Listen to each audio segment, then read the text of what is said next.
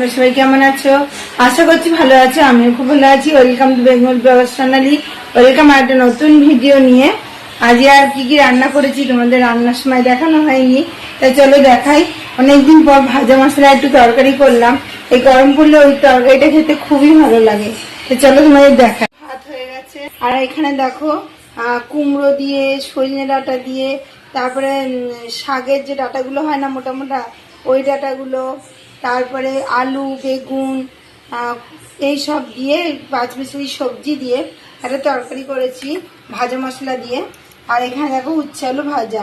আজকে এই 2 পদই করেছি। আর একটু বরমাসে গিয়ে বললাম মাংস আনতে, যে মাংসের সব তোড়জোড় করেই রেখেছি, এলে পরে করব।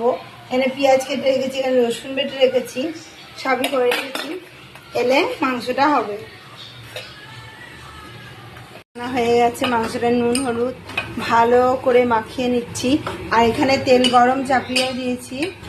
আর টানতে দেরি হলো, সেনার আনতেও দেরি হয়ে গেল। আর বিকেলে দিক করেই হবে, ওই জন্য আনতে বলেছিলাম। আর একটু বড় বড় পিস করেছে। তেলও আমার গরম হয়ে গেছে কড়াইতে। প্রথমে একটু ভেজে নেবো, তারপরে রান্না করব। আর কড়াইতে দিয়ে দিয়েছি হলুদ, ভালো করে মাখানো হয়ে গেছে। ভেজে করলে বন্ধুরা স্বাদটা একটু অন্যরকম হয়। আর একদমই ঘরোয়া মশলা দিয়ে রান্না করব। এটা ভাজা হতে থাকবে, তখন আমি কটা আলু কেটে নিই। ভাজা হয়ে গেছে আর এখানে 3 টুকরো ভাজা হচ্ছে। আর এখানে আমি বললাম মশলা রেডি করে নিয়েছি। আর এইখানে দেখো আলুও কেটে নিয়েছি, বেশি আলু দিইনি। মাংস ভাজা হয়ে গেলে আলু কটা ভেজে নেবো। ভাজা কমপ্লিট আর মশলাও রেডি করে নিয়েছি। মাংস ভেজে আলু ভেজে তুলে একবারে এখন পেঁয়াজ দিয়ে দিয়েছি, গোটা জিরে ফোড়ন দিয়ে পেঁয়াজ দিয়ে ভাজা ভাজা করছি। তারপরে মশলা যেটা করে রেখেছি ওইটা দিয়ে ভালো করে কষিয়ে যখন কষানো হয়ে হয়ে আসবে, তখন মাংস আর আলুগুলো দিয়ে আবার ভালো করে কষিয়ে নেবো। তা চলো তোমার দেখা। এখানে মাংস আলু দুটোই ভাজা হয়ে গেছে। আর এখানে গোটা জিরে ফোড়ন দিয়ে পেঁয়াজগুলো দিয়ে দিয়েছি।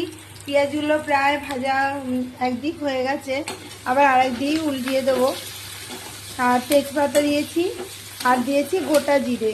পেঁয়াজগুলো লাল লাল করে ভাজা হয়ে গেলে আমি মশলাটা কিন্তু দিয়ে দেবো। পেঁয়াজ ভাজা আমার কমপ্লিট হয়ে গেছে। এবার আমি মশলাটা দিয়ে দিয়েছি।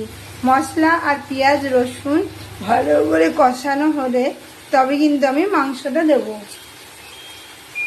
আর মশলাটা ভালো করে কষানোর পর আমি মাংস আলু সব দিয়ে আবারও ভালো করে কিন্তু কষিয়ে নিচ্ছি।